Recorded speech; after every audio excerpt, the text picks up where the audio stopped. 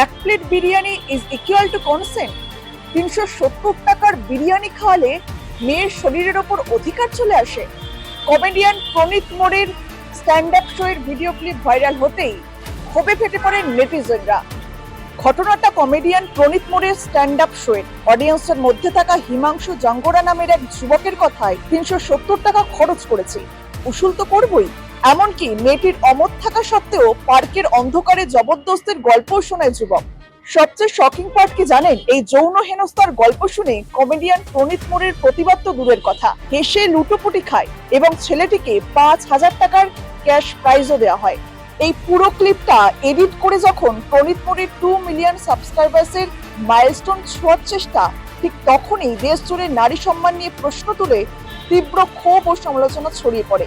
Maharashtra cyber পুলিশের তরফে এই নিন্দনীয় ঘটনায় কমেডিয়ান প্রণীত মোরের বিরুদ্ধে দায়ের করা হয় এফআইআর।